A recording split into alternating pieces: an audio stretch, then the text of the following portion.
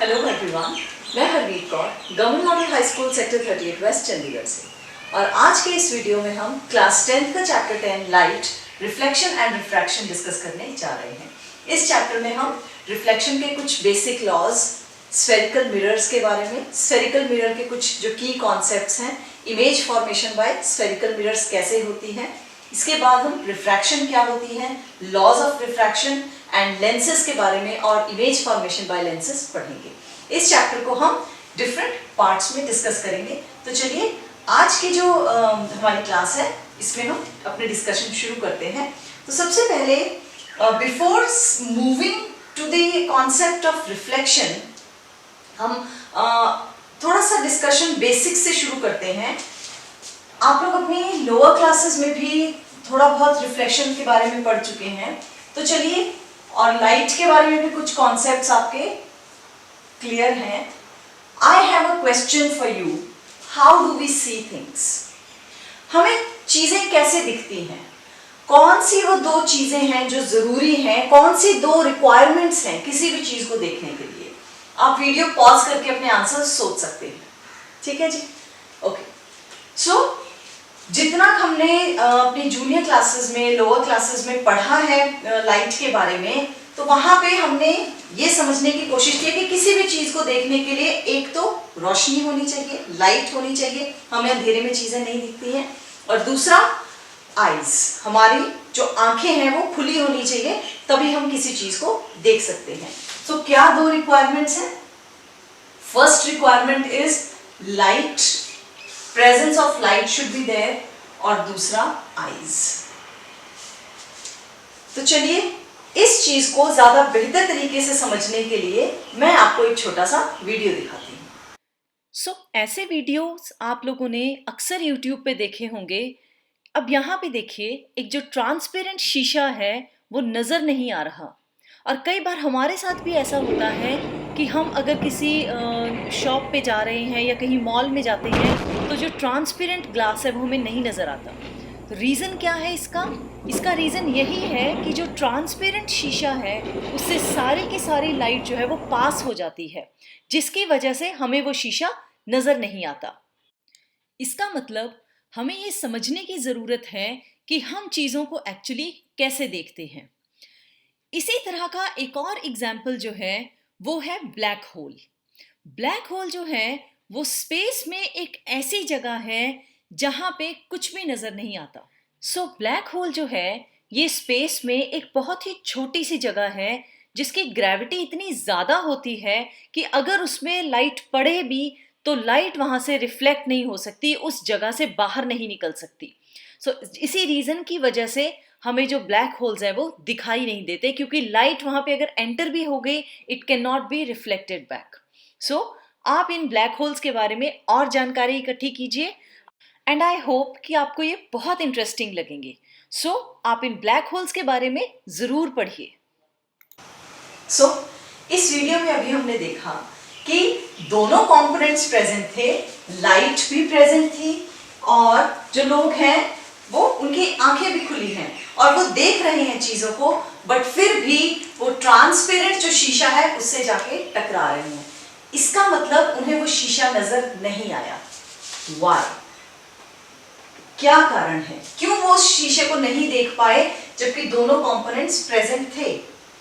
That means जो चीजें हमें दिखती हैं वो सिर्फ इन दोनों कंपोनेंट्स की वजह से नहीं दिखती, जबकि किसी भी चीज पे जब लाइट पड़ती है वो उस लाइट को रिफ्लेक्ट करती है, वो उस लाइट को बाउंस बैक करती है। जब कोई भी सरफेस है उस पे जब लाइट पड़ेगी तो वो लाइट उस सरफेस से बाउंस बैक होती है, और ये जो लाइट बाउंस बैक होती है it enters into our eyes. ये जो रोशनी है ये हमारी आंखों में आती है, और जब ये रोशनी हमारी आंखों में आती है तब हमें वो चीज विजिबल होती है। So we are able to see things because of this bouncing back of light, और ये जो bouncing back of light है इसे क्या कहते हैं? रिफ्लेक्शन। इसका मतलब हम हर उस चीज को देख सकते हैं जो लाइट को रिफ्लेक्ट करती है, और in other words we can say हर वो चीज जो दिखती है इसका मतलब वो लाइट रिफ्लेक्ट करती है। सो आप अपने आसपास कितनी चीजों को देख सकते हैं।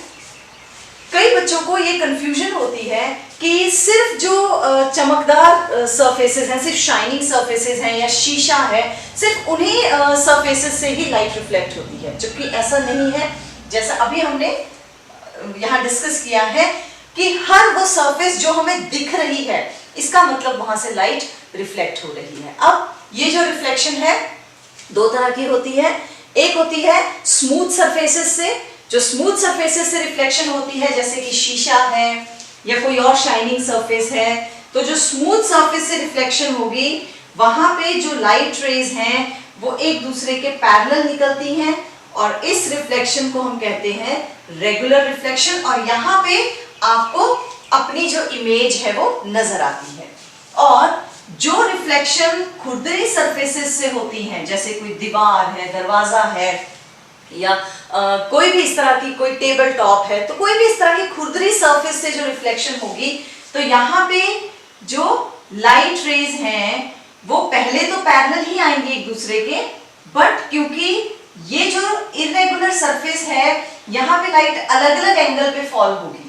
यहाँ पे जब फॉल होगी तो उसका एंगल कुछ और होगा, जब यहाँ पे फॉल होगी तो उसका एंगल चेंज हो जाएगा, यहाँ पे फॉल होगी तो एंगल चेंज हो जाएगा। तो जिसकी वजह से आफ्टर रिफ्लेक्शन जो लाइट रेज हैं वो अनपैरेलल निकलती हैं, या हम कह सकते हैं कि वो अनऑर्गेनाइज्ड मैनर में निकलती हैं। It is not a parallel beam. तो अनपैरेलल जो लाइट है, जिसकी वजह से यहाँ पे हम जो है अपनी इमेज नहीं देख पाते हैं।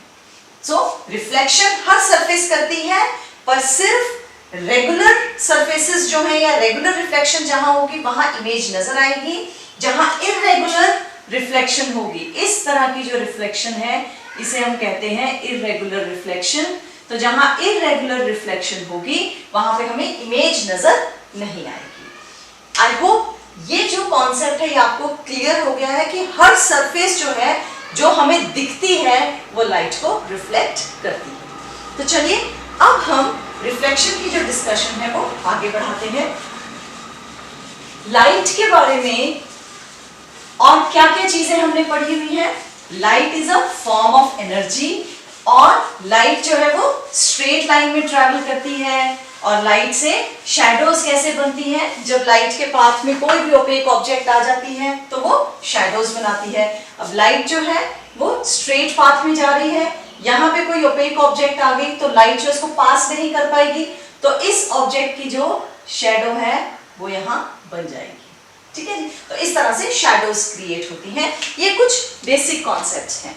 हाउएवर अगर ये ऑब्स्ट्रक्शन जो है, जो ओपेक ऑब्जेक्ट अगर बहुत छोटी है, सपोज ये रेज ऑफ लाइट है और जो रास्ते में ओपेक ऑब्जेक्ट आ रही है अगर वो बहुत छोटी ऑब्स्टिकल है, तो ये जो लाइट है ये बेंड हो सकती है on the edges of that object. इस प्रोसेस को हम कहते हैं डिफ्रैक्शन, और आप इसके बारे में अपनी जो हायर क्लासेस हैं वहां पे पढ़ेंगे डिफ्रैक्शन क्या होता है। नाउ नेक्स्ट इज, तो चलिए अब हम रिफ्लेक्शन जो है उसके बारे में डिस्कस करते हैं। तो रिफ्लेक्शन हम किसको कहेंगे? रिफ्लेक्शन इज कोई भी सरफेस जिस पे लाइट फॉल हो रही है और वो लाइट अगर बाउंस बैक होती है तो उसे हम रिफ्लेक्शन कहते हैं। So reflection is basically bouncing back of light from a surface. कोई भी सरफेस जो है उससे जब लाइट बाउंस बैक हो रही है, सो दैट इज रिफ्लेक्शन। अब ये जो रिफ्लेक्शन है इसके कुछ लॉज हैं, आप ऑलरेडी पहले भी पढ़ चुके हैं, तो हम लॉज को एक बार दोबारा देख लेते हैं। लॉज ऑफ रिफ्लेक्शन क्या है? लॉज मतलब लॉज वो they are that we can say universal, वो फैक्ट है जो कि फॉलो होगा ही होगा। It's a law, that means जब भी रिफ्लेक्शन होगी तो ये जो दो लॉज हैं ये वहां फॉलो होंगे ही होंगे। ये दोनों चीजें हमें रिफ्लेक्शन के समय पे वहां दिखेंगी। तो ये कौन से दो लॉज हैं? Laws of reflection, there are two laws of reflection. पहला जो लॉ है, और दोनों लॉज जो हैं ये हम किसी भी सीक्वेंस में लिख सकते हैं। सो फर्स्ट लॉ जो है, it states that the angle of incidence is equal to angle of reflection.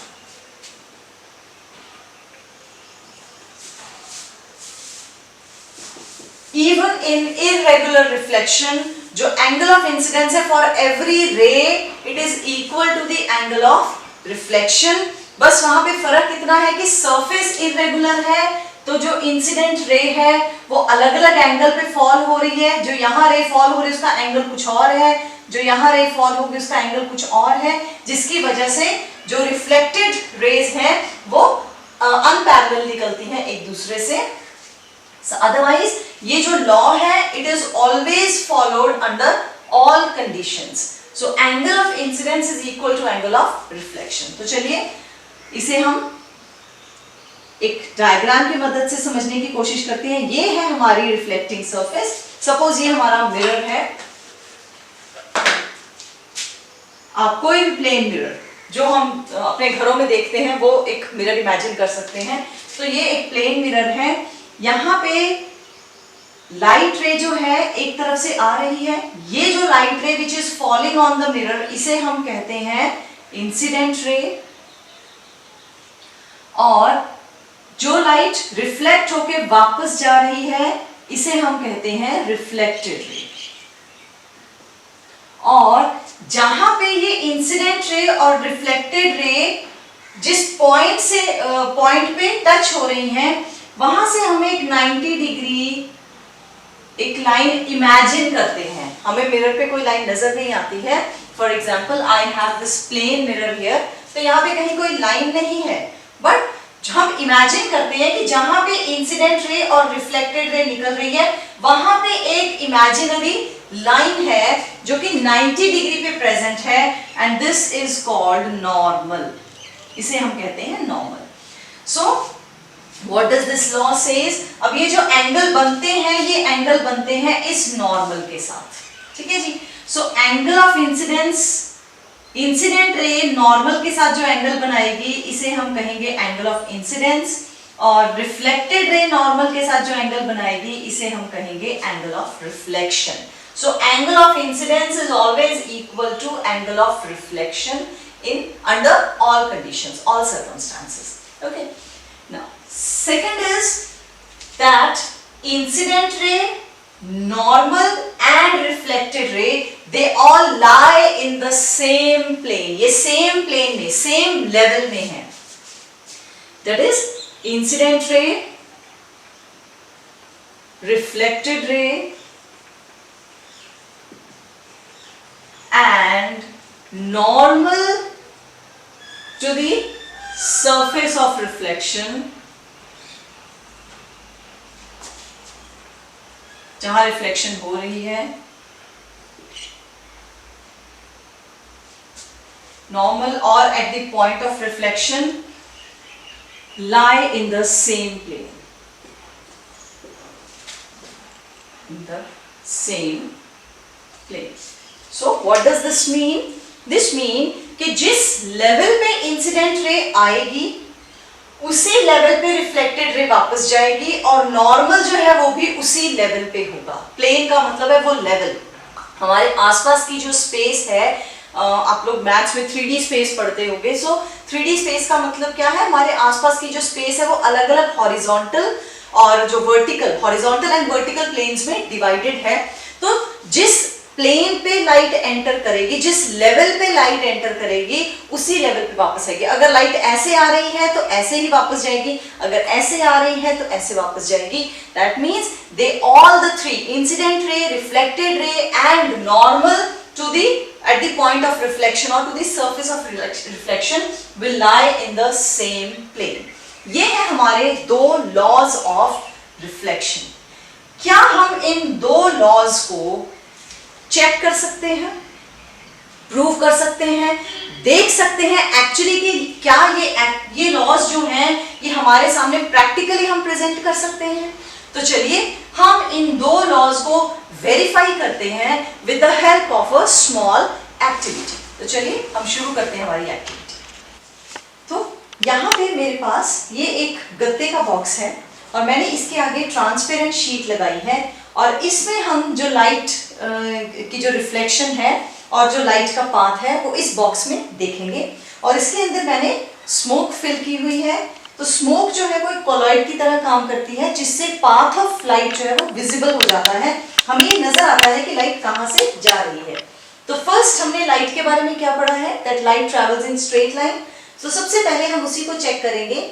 ये देखिए मेरे पास एक रे ऑफ लाइट है और ये जो लाइट है आप देख सकते हैं that it is travelling in straight line. बिल्कुल क्लियर हमें जो लाइट का पाथ है वो नजर आ रहा है। इसके बाद हम इसी बॉक्स की मदद से जो लॉज ऑफ रिफ्लेक्शन है उन्हें चेक कर सकते हैं। तो यहाँ पे मैंने एक मिरर सेटअप किया है और मिरर के नीचे एक प्रोट्रैक्टर जो है वो ड्रॉ किया है और यहाँ पे नॉर्मल जो है वो रेड कलर से पॉइंट आउट किया हुआ है। तो मिरर पे जैसे ही हम लाइट इंसिडेंट करते हैं तो दूसरी तरफ से जो लाइट है वो रिफ्लेक्ट होके आती है। तो यहाँ पे ये वाली जो रे है जो आपको नजर आ रही है लेजर से इस टॉर्च से जाती हुई, वो इंसिडेंट रे है और मिरर से जो बाहर निकलती हुई नजर आ रही है वो है रिफ्लेक्टेड रे। तो ये देखिए जो दोनों रेज हैं, so this shows that mirrors जो हैं वो लाइट रिफ्लेक्ट कर रहे हैं और इस प्रोट्रैक्टर की मदद से हम जो एंगल्स हैं उन्हें चेक कर सकते हैं। बस यहाँ पे हमने एक चीज का ध्यान रखना है कि जहाँ पे हमने नॉर्मल पॉइंट आउट किया है हमारी इंसिडेंट रे जो है वो उस नॉर्मल पे आनी चाहिए। तो हम इन एंगल्स को चेक कर सकते हैं। जब इंसिडेंट रे का एंगल 10 डिग्री होगा तो रिफ्लेक्टेड रे का एंगल भी 10 है। जब इंसिडेंट का 20 है तो रिफ्लेक्टेड का भी 20 है, क्लोज टू 20। और जब इंसिडेंट रे का 30 है तो रिफ्लेक्टेड रे का भी 30 है। तो इस तरह से जैसे जैसे एंगल ऑफ इंसिडेंस चेंज हो रहा है वैसे वैसे रिफ्लेक्टेड एंगल जो है वो भी चेंज हो रहा है। तो चलिए अब हम इसी ये जो इंसिडेंट और रिफ्लेक्टेड रे है इसे हम अंधेरे में देखने की कोशिश करते हैं। सो ये देखिए जब हम ये जो इंसिडेंट रे है इसे मिरर पे डाल रहे हैं, पॉइंट आउट कर रहे हैं, तो आपको रिफ्लेक्टेड रे जो है वो निकलती हुई नजर आ रही है। और जैसे जैसे हम यहाँ से शुरू करते हैं। ये एंगल हमने बहुत कम रखा है। सो इंसिडेंट रे का एंगल कम है तो रिफ्लेक्टेड रे का एंगल भी बहुत कम है। अब जैसे जैसे मैं इंसिडेंट रे का एंगल इंक्रीज कर रही हूँ आप देख सकते हैं जो रिफ्लेक्टेड रे है उसका एंगल भी इंक्रीज हो रहा है। सो ये है हमारा first law of reflection, that angle of incidence is equal to angle of reflection. ये देखिए सो कैसे जो एंगल है वो इंक्रीज हो रहा है ना। जो सेकेंड लॉ ऑफ रिफ्लेक्शन है वो कहता है that the incident ray, reflected ray and the normal they lie in the same plane. तो यहाँ पे हम जैसे ही इंसिडेंट रे का जो प्लेन है वो चेंज करते हैं वैसे ही जो रिफ्लेक्टेड रे है उसका भी जो प्लेन है वो चेंज हो जाता है। अब देखिए ये एक ही लेवल पे है, जो इंसिडेंट रे है और रिफ्लेक्टेड रे ये एक लेवल पे निकलते हैं। तो इसी एक्सपेरिमेंट से हम चेक कर सकते हैं कि जो रिफ्लेक्टेड रे और जो इंसिडेंट रे है इनका जो लेवल है वो सेम लेवल है और जहां पे इंसिडेंट रे इस मिरर को टच करती है वहीं पे हमारा नॉर्मल प्रेजेंट है। सो दे ऑल थ्री जो है ये जो तीनों कंपोनेंट्स हैं incident ray, reflected ray and the normal to the at the point of incidence, they all lie in the same plane. So इस बॉक्स की मदद से हम जो दोनों लॉज है रिफ्लेक्शन के उन्हें वेरीफाई कर सकते हैं। सो अभी हमने जो एक्टिविटी देखी उसमें हमने देखा कि प्लेन मिरर से जो रिफ्लेक्शन है वो कैसे होती है। सो ये तो था कि प्लेन मिरर जो है वो किस तरह से इमेजेस बनाता है। So what are the properties of images formed by a plane mirror. So जो प्लेन मिरर से इमेजेस बनती हैं वो कैसी होती हैं, चलिए हम उनके कैरेक्टरिस्टिक्स या प्रॉपर्टीज लिखते हैं। सबसे पहले तो इमेज का जो साइज है वो सेम होता है। हमारे घरों में जो शीशा हम रोज देख के आते हैं वो एक प्लेन मिरर है, तो उसमें किस तरह की इमेज बनती है वो सारे उसके कैरेक्टरिस्टिक्स आ जाएंगे। सो सबसे पहले तो जो इमेज है उसका साइज सेम होता है, जो ऑब्जेक्ट होगी बिल्कुल वही साइज वो दिखाएगी। दूसरा, जितना ऑब्जेक्ट का डिस्टेंस है आप उस प्लेन मिरर से जैसे जैसे दूर जाते जाएंगे इमेज भी दूर जाती है और जैसे जैसे नजदीक आते जाएंगे इमेज भी नजदीक आती है। सो जो प्लेन मिरर है उसमें जो ऑब्जेक्ट का डिस्टेंस है, इमेज डिस्टेंस और ऑब्जेक्ट डिस्टेंस बराबर होता है। Image is formed at the same distance as object. और बिहाइंड द मिरर बनती है same distance behind the mirror as the object. और क्या कैरेक्टरिस्टिक्स है? आपने अक्सर देखा होगा कि मिरर में हमारा जो लेफ्ट साइड है वो राइट अपीयर होता है और राइट साइड लेफ्ट अपीयर होता है। तो इसे हम कहते हैं that the image is laterally inverted. Left side appears right and right side appears left. तो ये कुछ कैरेक्टरिस्टिक्स हैं इमेजेस के which are formed by a plane mirror. पर इसके अलावा हमने और भी बहुत से ऐसे मिरर्स देखे हैं जिसमें हमें कई बार बड़े फनी फेसेस नजर आते हैं, या कुछ ऐसे आपने शेविंग मिरर देखा होगा या डेंटिस्ट वाला मिरर देखा होगा, उसमें जो फेस है वो बहुत बड़ा नजर आता है। कई बार हमने ऐसे मिरर्स भी देखे हैं जिनमें इमेज हमें उल्टी नजर आती है।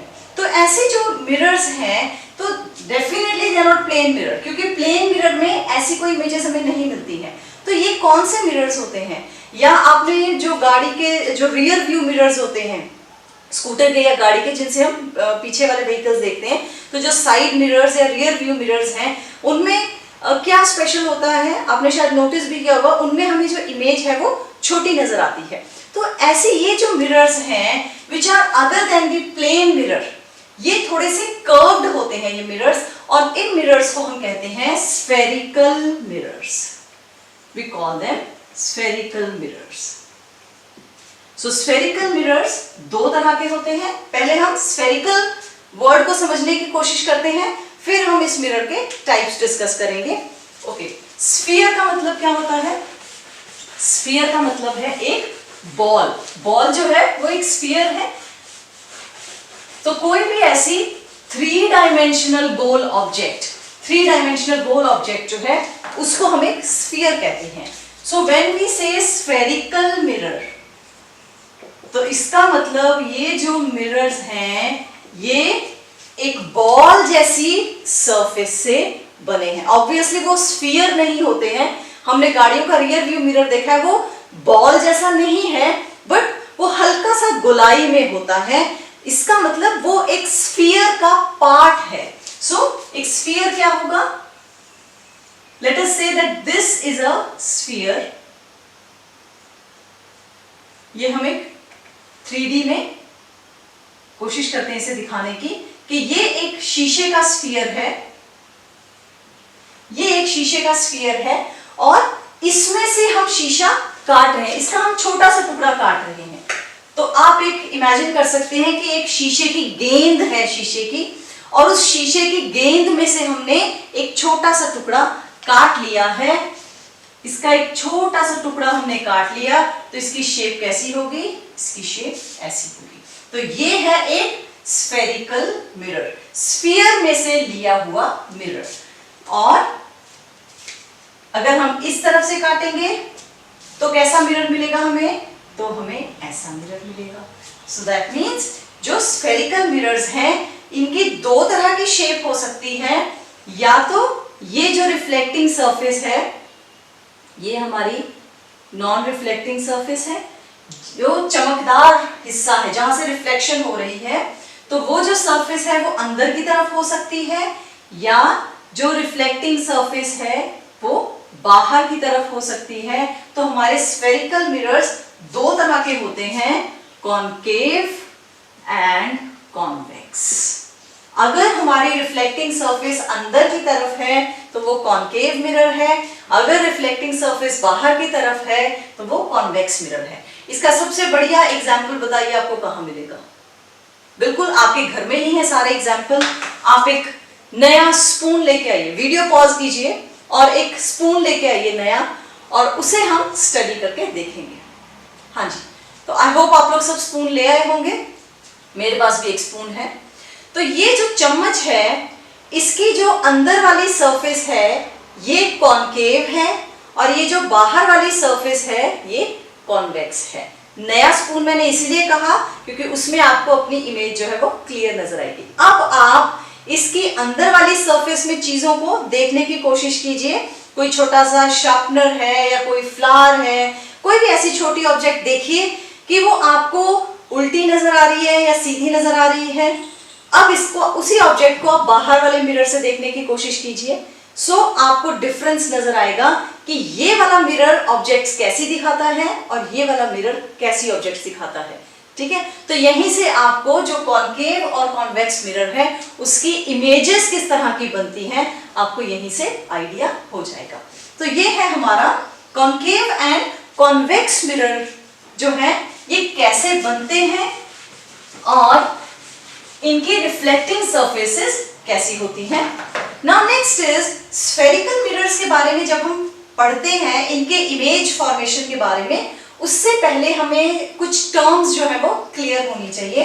तो let us start with the terminology जो स्फेरिकल मिरर्स में यूज होती है। कौन से हैं दो तरह के स्फेरिकल मिरर्स? एक है कॉनकेव और दूसरे हैं कॉन्वेक्स। कॉनकेव कॉन्वेक्स को एक और याद रखने का बड़ा अच्छा तरीका है। केव का मतलब क्या होता है? केव का मतलब होता है गुफा। गुफा कैसी होती है? अंदर को होती है। तो जो पोर्शन अंदर को है, जब रिफ्लेक्टिंग सरफेस अंदर को है, गुफा जैसी है या केव जैसी है, तो that is a concave mirror.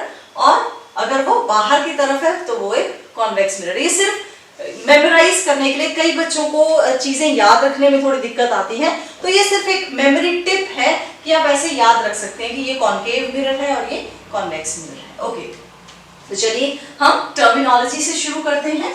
सबसे पहले जो स्फेरिकल मिरर्स हैं इनमें जो फर्स्ट टर्म है वो है पोल। तो मेरे पास यहाँ पे एक स्फेरिकल मिरर है, ये मेरे पास एक कॉनकेव मिरर है और ये एक कॉन्वेक्स मिरर है। तो हम इन्हीं कॉनकेव और कॉन्वेक्स मिरर्स की हेल्प से हम देखेंगे।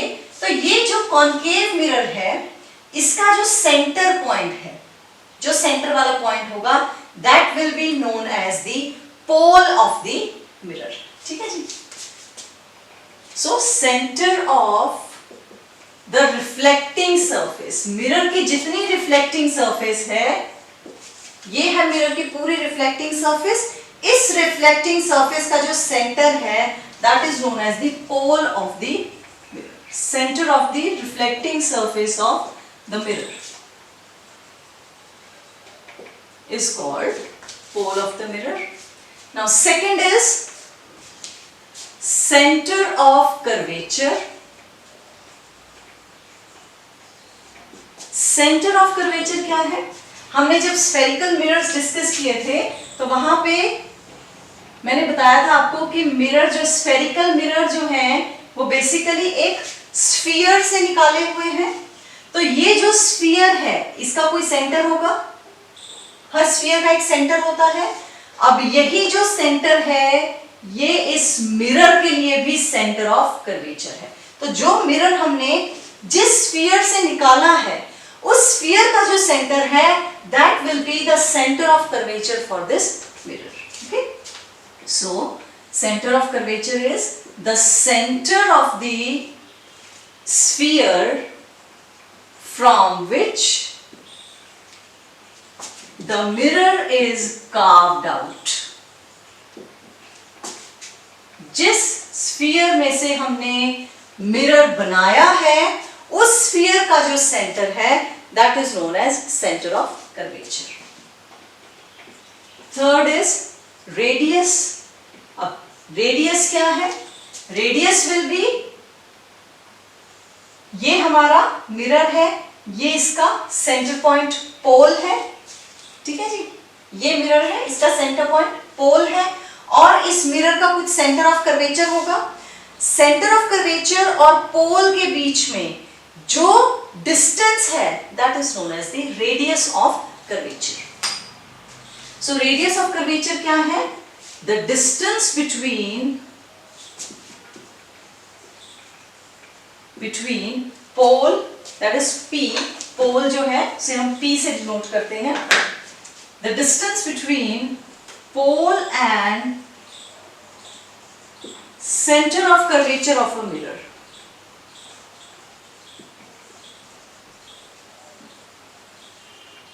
of a mirror. That is known as the radius of curvature. Now next is principal focus. Okay, principal focus से पहले principal axis. Principal axis क्या है? Principal axis है the line joining the pole and imaginary line joining the pole and center of curvature. So pole और center of curvature में हम एक imaginary line मानते हैं कि यहाँ पे एक line है, ठीक है जी। तो वो जो imaginary line है that is the principal axis. The imaginary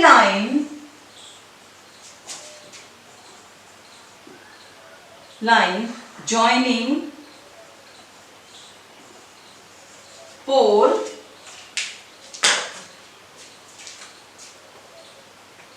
and center of curvature.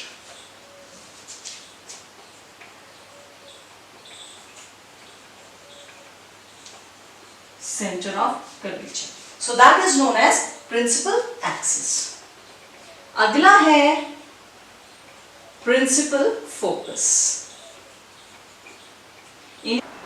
So principal focus is कि जब एक concave mirror पे जो parallel beam of light है when it falls on the concave mirror तो वो सारी की सारी rays जो है वो एक point पे आके meet करती हैं और उस point को हम कहते हैं principal focus.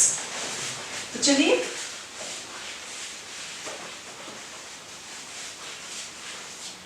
इस प्रिंसिपल फोकस को हम सन रेज जो है, अगर हम कॉन्केव मिरर को सन रेज के सामने रखते हैं तो वो जो सारी सन रेज जो है वो एक पॉइंट पे एक डॉट जो है they appear as a dot, तो वो भी एक प्रिंसिपल फोकस को हम इजीली देख सकते हैं.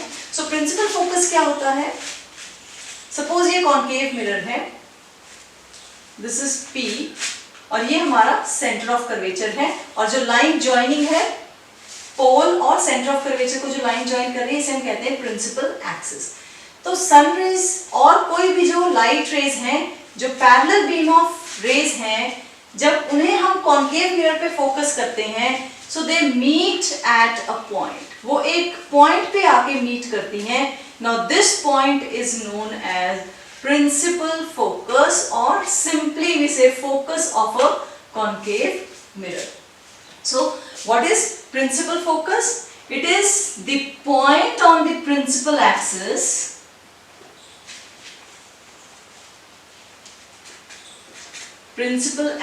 और principal focus concave mirror के लिए उसको हम अलग तरीके से डिफाइन करते हैं और कॉन्वेक्स मिरर के लिए उसकी जो डेफिनेशन है वो अलग है. So we will see that also. The point on the principal axis where a parallel beam of light meet after reflection. तो जहां पे रिफ्लेक्शन के बाद जो पैरेलल बीम ऑफ लाइट है जहां आके मीट करती है उस पॉइंट को हम कहते हैं principal focus. So beam of light meet after reflection. So this is the principal focus of a concave mirror. Now next is the aperture of a mirror. Aperture जो है spherical mirror का, वो जो उसके reflecting surface है इसका जो diameter है that is known as the aperture of the mirror. So next is aperture of the mirror. Aperture means the diameter of the reflecting surface of a spherical mirror.